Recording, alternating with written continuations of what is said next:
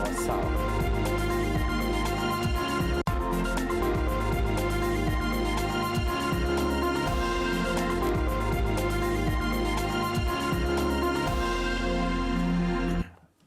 Suala la Somaliland limekuwa gumzo hivi sasa, na Somaliland imejikuta inaandikwa karibia kila kona katika siasa za kimataifa, wakati ambapo taifa hilo limekuwa likipambana kujitenga mbali na Somalia tangu mwaka 1991.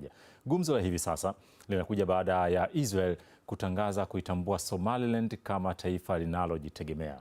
Hatua hii imezua maswali kwamba kulikoni hivi sasa? Nini kinatafutwa? Sasa tuangalie makala hii ya Faraja Samo ambayo inatufungulia mjadala huu wa leo, ili tuangalie kwa undani nini kinaendelea ama nini kipo kwenye nyuma ya pazia ya mchakato huu wa Somaliland. Ni vizuri kuzungumza nawe kabla ya jambo lolote lingine.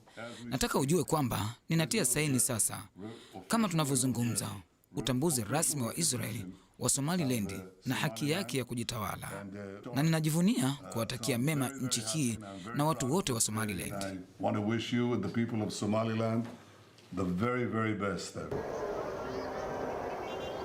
Ni tangazo la Israel kuitambua Somaliland. Si tangazo lililopokelewa kwa namna ya kawaida. Wananchi katika eneo la Somaliland wao walifanya sherehe usiku kucha kuonyesha furaha ya kutambuliwa eneo lao. Lakini kwa taifa huru la Jamhuri ya Watu wa Somalia, tangazo la Israel pengine limekuwa tangazo baya zaidi la kufungia mwaka 2025. Na hili linathibitishwa na rais wa Somalia aliyetoka hadharani kupinga vikali utambuzi huo. Hatua ya Netanyahu haikubaliki kamwe, na ni kosa na pia ni kinyume cha sheria za kimataifa. Kama ambavyo migogoro mingi duniani umeisikia Marekani ikiingilia na kutoa misimamo yake, unafikiri katika hili Marekani imenyamaza? Haijawa hivyo. Marekani kupitia kwa naibu balozi wake katika Umoja wa Mataifa, Tammy Bruce, inasema Israel inayo haki kabisa. Wenzangu, mikutano kama ya leo inavuruga kazi kubwa ya kushughulikia masuala ya amani na usalama wa kimataifa pamoja na Mashariki ya Kati na pembe ya Afrika. Israeli ina haki sawa ya kufanya uhusiano wa kidiplomasia kama nchi nyingine yoyote huru.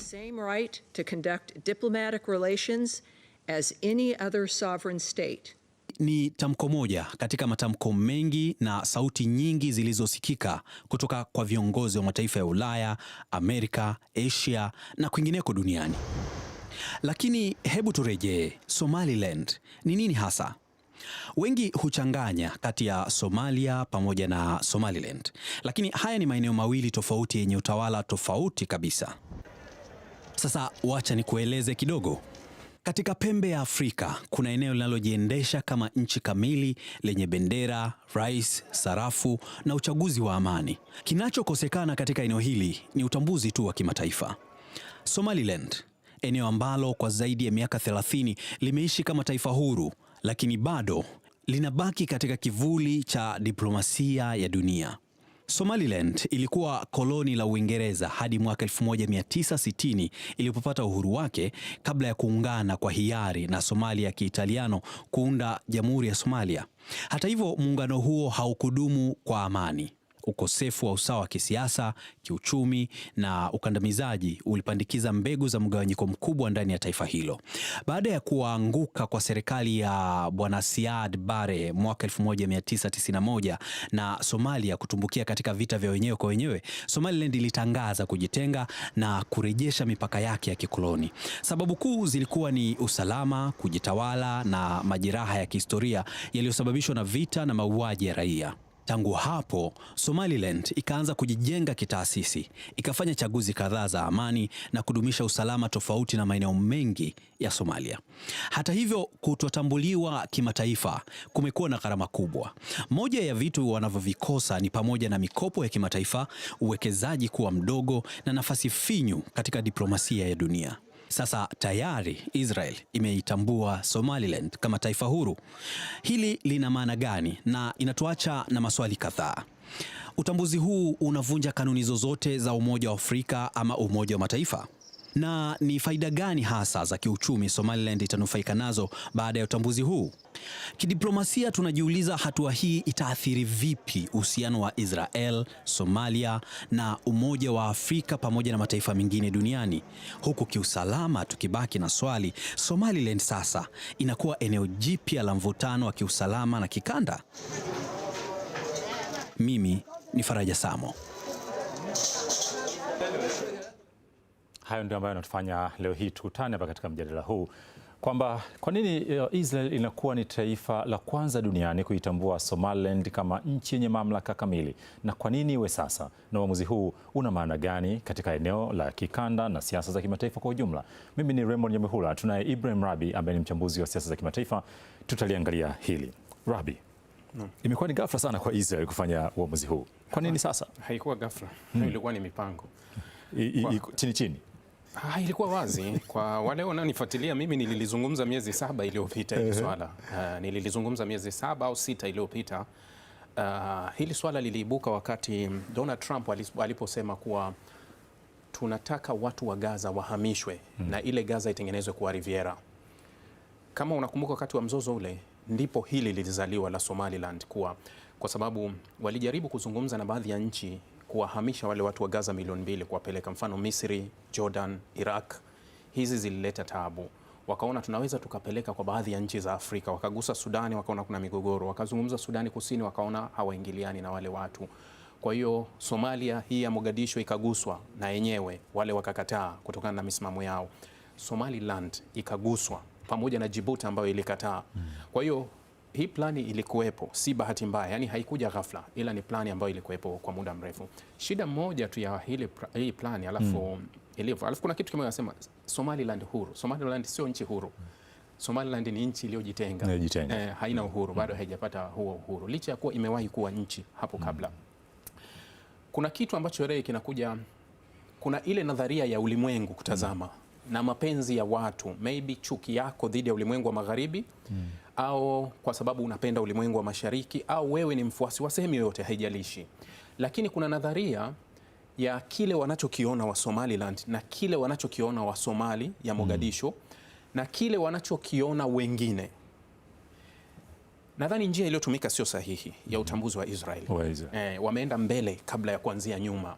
Kilichokuwa kinatakiwa ilikuwa ni diplomasia ianze mwanzo, kufanya kama kilichofanyika kwa Sudani ya Kusini, kujiondoa.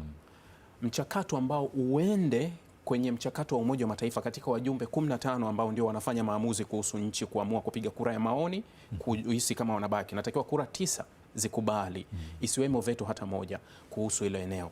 Sasa ni kama vile wametaka kwenda kukwamisha mpango kwa nguvu. Ukiwauliza wa Somaliland, wao wanaunga mkono kujitenga kwa kiwango kikubwa Somaliland, kwa sababu hata kwenye hilo wameshangilia, wanaonekana mitaani wakifurahi. Yes, licha ya kuwa Somaliland kuna mfano kama jimbo la Adwal ambalo liko upande wa pili kidogo, lenyewe limegoma, liko ndani ya Somaliland, yani anasema no, sisi tunaungana na Somalia ya huku. Kwa hiyo sasa naposema kukwama, ni rahisi sana kuwatumia wa Somaliland wao kwa wao kupigana bila kuingilia Mogadishu, kwa sababu tayari hata wao ndani wamesha parurana kwenye hili. Lakini njia walioitumia, wameenda mbele kabla ya nyuma. Kama Israeli alikuwa na hii harakati, ilikuwa ni mchakato wa kufadhili harakati za kisiasa, za kidiplomasia za Somaliland chini kwa chini, ili Somaliland wenyewe wahakikishe wanakuja kufikisha hili swala lao kwenye Baraza la Usalama.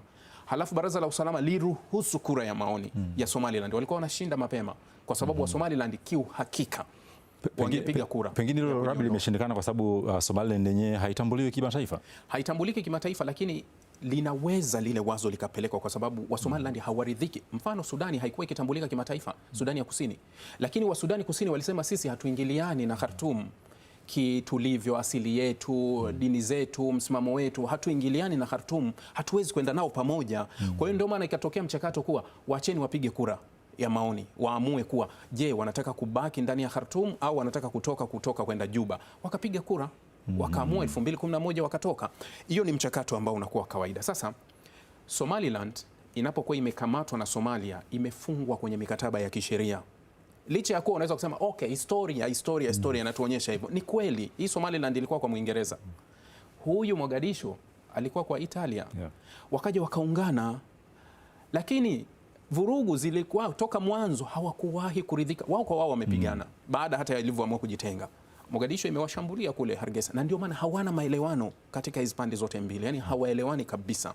Sasa hii Somaliland kujitoa ndani ya Somalia inakuwa vigumu kwa sababu anayekwenda kuitambua ni Israeli.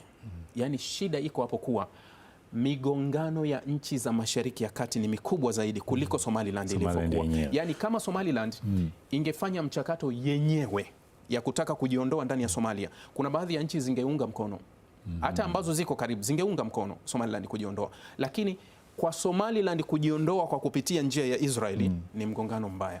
Na tumeona Benjamin Netanyahu anazungumza akisema kwamba yeye na pamoja na rais wa Somaliland kufikia hapa ni kwa sababu wanalinda ile nguzo ama anatumia roho ya mkataba wa Abraham. Ukisema unatumia mkataba wa Abraham, maana yake kuwa Marekani amehusika. Mkataba wa Abraham sio mali ya Israeli, ni mali ya Marekani. Mwandishi wa mkataba wa Abraham ambaye anafahamika, licha kuwa inawezekana kuwa kopi kila kitu kiliandikwa Tel Aviv akaidhinisha, aliyotangaza mkataba wa Abraham ni Jared ambaye ni Marekani. Na wengine wanasema sio mkataba wa Marekani, ni mkataba wa Trump. Yes, ni mkataba wa Marekani na Trump yake, kwa sababu ulikuwa ni awamu ya kwanza ya Trump ndio ulipoidhinishwa. Sasa kama Israeli wanasema yani Somaliland wako tayari kusaini makubaliano ya Abraham, nani mwenye mkataba wa Abraham? Ni Marekani mwenye mkataba wa Abraham. Kwa hiyo Marekani ametoa baraka kwa hili kutokea. Walionifuatilia mwanzo baada ya tangazo la Israeli kabla ya mkutano wa Umoja wa Mataifa huu ulikaliwa, nikamwambia hivi, mkutano utakaliwa. Katika mkutano halitopelekwa azimio kwa sababu wanajua matokeo ya azimio itakongewa veto na Marekani, yashindwa kutimiza, ila mkutano utakuwa wa kawaida wa kulani. Halafu baada ya kulani watakaa pembeni. Halafu Marekani atailinda Israeli kwenye majukwaa ya kidiplomasia na kisiasa na kisheria ili isiwajibishwe. Halafu Israeli itaendelea na mchakato na Somaliland wanaenda kutimiza hili kupitia huu mchakato, na hawa waliobaki pembeni wote watabaki kuongea, lakini hili litakuja kutimia. Somaliland kujitoa itatimia, ila inaweza ikazua mgogoro mkubwa eneo la pembe ya Afrika. Yani vurugu zitakuwepo, vita zitakuwepo, lakini kusema kutimiza, Somaliland watalitimiza kwa sababu rais wa Somaliland atasafiri baada ya Netanyahu kurudi kutoka Marekani, atasafiri kwenda Israeli. Nataka tuje tuangalie swala hilo kwa sababu linaonekana pia kuna vikao vimeanza kati ya pande zote mbili. Ibrahim Rahbi ni mchambuzi wa siasa za kimataifa. Tunaangalia swala la Somaliland ambalo limekuwa gumzo hivi sasa baada ya Israel kuwa taifa la kwanza duniani kusema kwamba Somaliland ni taifa ambalo pamoja kwamba limejitenga lakini lina umiliki wake kamili na hivyo linapaswa kuangaliwa katika mtazamo mwingine. Mimi ni Rembo Nyamwihula, tutarejea hapa kuangalia maeneo mengine muhimu yanayohusiana na sakata hili ambalo linaenda kuathiri pengine eneo zima la kikanda na siasa za kimataifa.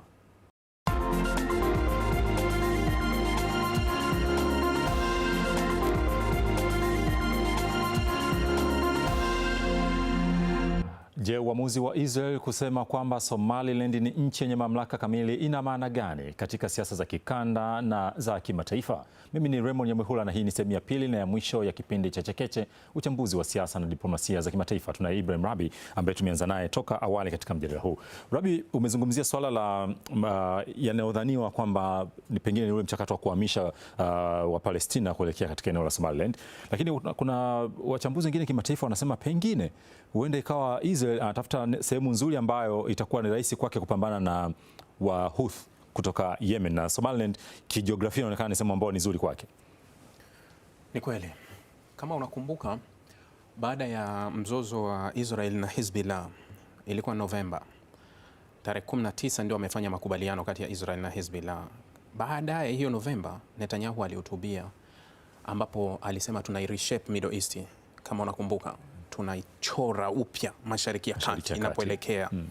Na baada ya kauli ya Netanyahu, siku mbili mashambulizi yakatoka Aleppo kuelekea Damascus kubadili Syria.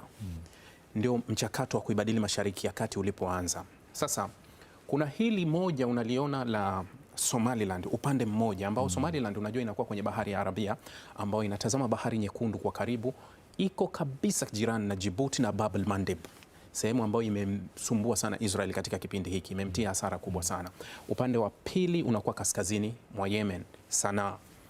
Sasa kuna kile kinachoendelea ndani ya Yemen hivi sasa, nadhani unakiona, kati ya Saudi Arabia na UAE. Ndio. wanaparurana upande wa kusini, na Saudi Arabia imefanya mashambulizi makubwa kwa washirika wa UAE ndani ya Yemen. Yemen ya kusini na Yemen ya kaskazini ziliwahi kuwa nchi mbili tofauti, moja ilikuwa ya kijamaa, moja ya kibepari, zikaungana mwaka 90. Sasa mchakato uliopo ambao unaanzia Somaliland kuipa uhuru Somaliland kujitambua, ndio mchakato huo ulio Yemen ya kusini, kuwa Yemen ya kusini inajitangaza kuwa itajitoa kwenye makucha ya Yemen ya kaskazini, yani ijitenge iwe nchi tofauti kutoka kwa Yemen mwenzake. Sasa mchakato wa Abraham sasa hivi unatembea sehemu mbili, licha ya kuwa pembeni kuna Libya na Tunisia ambazo tayari mazungumzo yameanza. Mchakato wa Abraham sasa hivi unagusa Somaliland na unaenda kugusa Yemen ya kusini. Yaani sio tu kujitoa Somaliland katika hii na Yemen ya kusini inajiondoa. Maana yake kuwa unapozungumza kuwaweka kati Wahuthi wanakuwa katikati. Ukienda juu unakutana na Yemen ya kusini ambayo itakuwa chini ya mkataba wa Abraham. Israel anaweza kuingia na kutoka anavyojisikia. Ukija upande wa pili kutakuwa na Somaliland ambayo Israel atakuwa anaingia na kutoka anavyojisikia. Ukisogea kidogo baharini kuna kisiwa cha Socotra kiko chini ya UAE ambaye ni Israeli. Sasa yote hayo ni mchakato ule wa reshape Middle East. Yani tunavyotaka kuibadili Middle East. Na nimewahi kukuambia mara kadhaa, ukimtazama White House Donald Trump kwa jicho moja ni fursa. Yani hii ni fursa. Wazayuni hawawezi kuipoteza fursa ya uwepo wa Netanyahu ofisini, Trump ofisi ya White House. Kama ilivyo kwa Urusi, huwa ninakwambia Urusi hawezi akaipoteza fursa ya Trump kuwepo ofisini. Kwa sababu ni mtu ambaye unaweza ukatimiza malengo yako kwa kucheza naye kwa akili. Sasa hii reshape ya Middle East ambayo Israeli wameiasisi ndio inatembea huku na inakwenda. Yote Wahuthi wanatafutwa. Sasa kuna tangazo la Wahuthi kuwa kambi yoyote ya kijeshi ya Israel itakuwa Somaliland, itakuwa ni target yetu ya kijeshi. Al-Shababu huku wameshasema kuwa kuingia kwa namna yoyote kwa Israel Somaliland itakuwa ni sehemu ya mashambulizi yetu sisi. Kwa hiyo ninaposema kuwa Somaliland walikuwa wanatamani kutambuliwa. Kama unakumbuka mwanzo wa mwaka jana pia kulikuwa kuna mzozo mkubwa na Ethiopia. Ilikuwa hivi Ethiopia walisema tutawatambua, tupewe Berbera, tupewe ekari 50 tujenge, ikaleta vurugu kubwa sana. Wakalishana kikao. Erdogan aliwamaliza ule mzozo. Lakini tuliona hadi silaha ziliingizwa. Misri alijaza silaha akaingiza Somalia. Israeli akaingiza silaha Ethiopia. Imarati akasafirisha silaha kuleta Puntland. Kwa hiyo ikawa karibu mzozo unaibuka kwa sababu ya Somaliland. Lakini fikiria, wa Somaliland walikuwa wako tayari, kama sio tu Ethiopia wenyewe kuamua kulirudisha baada ya mazungumzo ya Somalia, Mogadishu na Addis Ababa yalivyokwenda Uturuki. Wa Somaliland walikuwa wako tayari. Kama walikuwa wako tayari kutambulika na Ethiopia, leo hii wanapewa ofa ya Israeli ambaye backup America. Wanaogopa nini? Yani kwa mustakbali wa kisiasa Somaliland wamefaulu. Yani kwa mustakbali wa kisiasa Somaliland wamefaulu katika njia ambayo walikuwa wanaitaka. Kwenye kutanua zaidi mjadala huu, Rabi, umemgusa Erdogan, rais wa Uturuki, na ni huyu hapa ambaye tunamwona hivi sasa. Hiki ni kikao ambacho kimefanyika takriban siku 2 zilizopita, ambapo Erdogan amemwalika rais wa Somalia na kuzungumza naye. Kauli ambayo Erdogan ameitoa ni kwamba watakuwa upande wa Somali pale wanapopigania maslahi yao ama uhuru wa mipaka yao. Wakati hawa wawili wanakutana, tayari mwanzoni tumegusia wakati tunakasha kabla ya mapumziko kwamba Netanyahu naye amesema atakaporejea atamwalika rais wa Somaliland wakakutane kule. Nini kinatokea hapa? Ndio maana nasema yote yanaweza yakatimia ya Somaliland kutambulika kwenye makaratasi na kila kitu kwenda huku, lakini kutazua mzozo mbaya sana kwenye pembe ya Afrika. Yani Somaliland ambayo ilijinasibisha kuwa ni eneo ambalo lina usalama ukilinganisha na Mogadishu, kwa sababu mara nyingi wamefanya chaguzi zaidi ya 3 au 4 ambazo zimekwenda safi kabisa. Tena sio zile kusema eti kuna chama kimekaa kinashikilia, wanabadilishana madaraka vizuri kabisa, na wamelinda eneo lao kwa muda mrefu liwe na utulivu. Wamekuwa na sarafu yao na usalama wa ndani.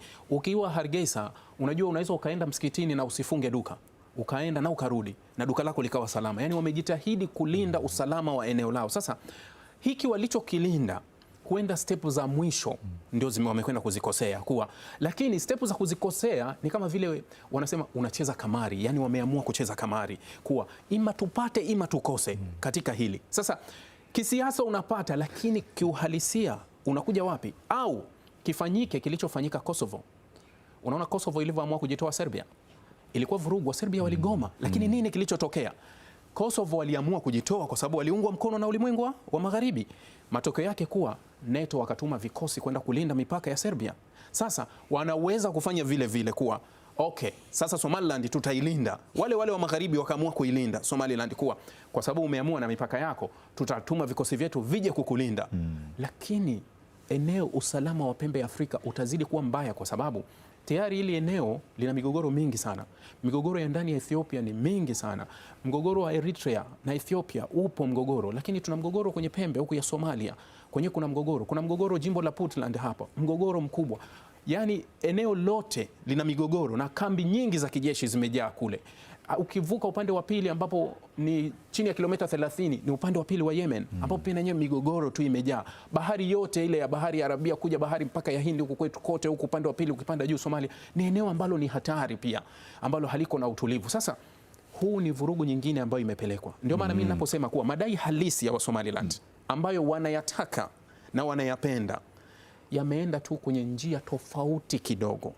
Kwa sababu kutambulika na Israeli kwa wakazi wa eneo hili ya pembe ya Afrika, asili yao, imani zao hazifungamani na Israeli. Kwa hiyo lazima ulete mgogoro. Kwa hiyo hilo ulitegemee. Na kile nimechokuambia awali kuwa uwezekano wa kuivuruga Somaliland, inawezekana kuivuruga Somaliland kutokea ndani, sio nje. Kwa sababu hata wenyewe wa Somaliland wamegawika kwenye hili swala. Rabi, kwenye unachokizungumza hapa tumekisikia hata awali kwenye makala ya Faraja Samo kwamba miongoni mwa masuala yanayojitokeza ni hilo kwamba usalama wa kikanda ama pia inaonekana ni mgogoro mpya katika eneo hili la kikanda. Nini kitanusuru hii hali? Ni vigumu sana kusema hivi sasa nini kitanusuru kwa sababu Israeli wako kwenye program maalum ambayo wanaamini kuwa akija kuondoka Donald Trump hatujui nani atakuja kuwa rais mwingine. Na atawaunga mkono kiasi gani? Kwa sababu imechukua miaka mingi sana wa Israeli kuja kupata rais ambaye hajawawekea mstari mwekundu kwa kila wanachokifanya. Yani akatoa green light kila kitu wanachokifanya. Kwa hiyo ni vigumu sana Israeli kurudisha nyuma miguu yao. Na ili wao waweze kutulia ni lazima wanasema tukate mikia ya nyoka, maanake nyoka ni Irani. Wanasema tukate huyu nyoka mwenye vichwa 7 vyote tuhakikishe. Sasa vichwa vile vya Irani ni Houthi kule ndani ya Syria, ndani ya Iraki, kule Hamas, kote hii ni katika sehemu ambazo Israel wanasema ni nyoka. Sasa unapopata rais ambaye hakuwekei mstari kwa sababu Israel always huwa anahofia ni Amerika tu, hamhofii sijui Umoja wa Mataifa, hamhofii yoyote kwa sababu yeye anapata kinga ya Marekani nzuri kabisa. Sasa ukiwatazama kina Barack Obama walikuwa wanaipa lakini waliwekea mstari. Ukiangalia kina Joe Biden wanampa wanaweka. Sasa ima Israeli wacheze karata ya pili kwa kutafuta awamu ya pili, wafanye juu chini Marco Rubio aje kuwa rais au Ted Cruz, Lindsey Graham, hawa walazimishe kuja kurithi nafasi ya Donald Trump. Kidogo JD Vance anaweza kutaka kubalance match kwa sababu JD Vance si muumini sana wa Trump licha ya kuwa anaonekana kama anamuunga mkono mambo mengi yanayoenda, lakini JD Vance story yake haiwafurahishi wa Israeli. Nyuma ya hapo alikuwa ni mpinzani wa Donald Trump. So Israeli wakiona kama sasa hivi dunia labda imetuelemea, wanatusakama sana, wanaweza kuweka plani ya pili kwa Marekani kwa sababu wanasiasa wa Marekani wafadhiliwa na Israel. Wanaweza wakaandaa mgombea mwingine. Trump hakuja bahati mbaya, aliandaliwa, na ndio maana unaona kuwa yuko kwenye kashfa za Epstein. Kwa nini alikuwa hapo? Kwa sababu ni mtu aliandaliwa ili tuje tukudhibiti mbele kuwa ukitaka kunyanyuka tunakuhukumu. Umeona hii? Hebu tulia. So wana hiyo waanze kutafuta sasa mrithi wa Trump ili project yao ichukue muda mrefu, kwa sababu hizi project nyingi zinakuwa na gharama kubwa sana, ambayo gharama Marekani anaibeba, na Wamarekani wanapiga sana kelele sasa hivi, kwa nini tunabeba gharama kubwa kwa ajili ya Israel? Kwa kimsingi unaweza kusema Israel wanachanga vizuri karata zao. Bila shaka wamezichanga vizuri sana, na kumrudisha Trump madarakani katika kipindi hiki ni kipindi ambacho bora sana katika mustakabali wao. Angalia wanaoyafanya ndani ya Palestina, nenda kaangalie projects zinazoendelea West Bank, ndio utaelewa Israel wanafanya nini. Nenda kaangalie ndani ya Syria, tayari ramani mpya ya Syria imetoa Golani nzima, imehamia upande wa pili. Nenda kaangalia wanachokifanya Lebanoni, nenda kaangalia eneo mengi wanaoyafanya. Ni project ambayo iliandaliwa kwa muda mrefu na sasa wanaenda kuitimiza, kwa sababu walikuwa wanataka kitu kimoja tu kipatikane, rais atae kama White House ambaye watamfumba macho na atakuwa anakubali kila wanachokifanya, na wamempata. Ibrahim Rahbi ni mchambuzi wa siasa za kimataifa na tumekuwa naye katika wasaa huu wa Chekeche, mada kubwa tukiangalia eneo la Somaliland ambalo hivi sasa linaonekana kuleta tafakari na mijadala hapa na pale baada ya Israel kusema kwamba wao wanaitambua Somaliland kama taifa ambalo linajitawala ama ni taifa ambalo ni huru. Mimi ni Raymond Nyamwihula. Tumeangalia kwa kiasi gani swala hili, maana yake na athari zake zinavyokuwa. Bila shaka kwa kadri mambo yanavyoendelea tutakuwa na nafasi zaidi ya kulijadili hili na yanaendelea kutokea. Tukutane katika wakati mwingine katika mjadala mwingine wa siasa na diplomasia za kimataifa.